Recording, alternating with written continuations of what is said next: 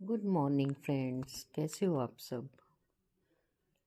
आज फिर एक अच्छी सी टिप आपकी हेल्थ के लिए, चाहे यंग हो या ओल्ड हो, इससे सबको ही फ़ायदा होगा। इस वॉकिंग के ऊपर बात करते हैं क्योंकि ये मेरा फेवरेट चीज़ है। रेगुलर वॉक करती हूँ मैं। और आपको क्या लगता है कि 50 मिनट वॉक डेली हमारी हेल्थ को बेटर करता है? कहीं ऐसा तो नहीं कि हमारे बोन्स में जॉइंट्स वीक हो जाते हैं? ऐसा होता है क्या? नहीं। हमें पता है कि फ़िज़िकल एक्टिविटी हमारी हेल्थ के लिए बहुत अच्छी है, पर सिंपल वॉक से क्या एनफ बेनिफिट होता है या नहीं, इसी चीज़ को आज एक्सप्लोर करते हैं। Walking after certain age, may be 40-50, कितना बेनिफिट होता है? मैं डेली 1 आवर वॉक करती हूँ और मैं अभी 65, I have completed 65 years on this planet। तो कैसे वॉक करनी चाहिए कि हमें इसका मैक्सिमम बेनिफिट हो? बहुत सारे लोग सोचते हैं कि वॉकिंग इज़ नॉट एनफ क्योंकि जिम जैसी इंटेंसिव एक्सरसाइज नहीं होती है वॉकिंग में। पर बहुत सारी स्टडीज़ में ये पता चला है कि ये स्टडी जिसके बारे में बात करी 40,000 लोगों के ऊपर हुई, और स्टडी से पता चला कि जो लोग रेगुलर वॉक करते हैं they live longer, and chronic diseases होने का रिस्क बहुत कम हो जाता है रेगुलर वॉक से। 7,000 स्टेप्स एक दिन में रिस्क ऑफ डेथ को 50% कम कर देता है। और वॉकिंग जो है कई लोगों को लगता है जस्ट फॉर फन है या कैजुअल एक्टिविटी, बट ऐसा नहीं है। After crossing middle age heart care करना बहुत ज़रूरी होता है। समटाइम्स ब्लड प्रेशर भी बढ़ जाता है जिसकी वजह से दवाई लेनी पड़ती है। रेगुलर वॉक करने से हमारी बॉडी में ब्लड प्रेशर रेगुलेट होता है, बैड कोलेस्ट्रॉल कम हो जाता है। और वॉक करते समय जब आप नेचर में वॉक करने जाते हो तो आपका माइंड का स्ट्रेस टेंशन से डाइवर्ट हो जाते हो आप। वॉक करने से आपकी स्लीप बेटर होती है, हमारी मेमोरी भी धीरे धीरे एज के साथ कम होती जाती है, तो काम पर हमें फोकस करने में मुश्किल होती है।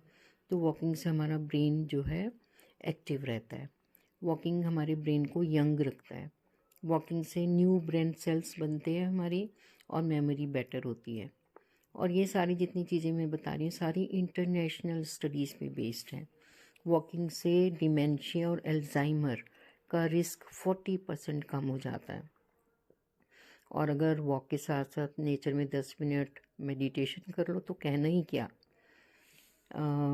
समटाइम्स डॉक्टर कहते हैं कि वॉकिंग से आपकी जॉइंट्स पे स्ट्रेस आता है या कार्टिलेज कम हो जाता है, पर मेयो क्लिनिक की स्टडी कहती है कि वॉक से हमारे जॉइंट्स को कोई हार्म नहीं होता, और मूवमेंट से हमारे जॉइंट्स में लुब्रिकेटिंग फ्लूइड जो होता है वो ज़्यादा बनता है, और वेट लॉस भी होता है।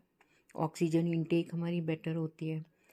परंतु अगर किसी को पहले से ही जॉइंट पेन है तो थोड़ा सा ध्यान रखना ज़रूरी है कि जॉइंट्स पर ज़्यादा प्रेशर नहीं आना चाहिए। आपके शूज़ बहुत कंफर्टेबल होने चाहिए, और जितना आप आराम से वॉक कर सकते हो, ओवर नहीं करना चाहिए।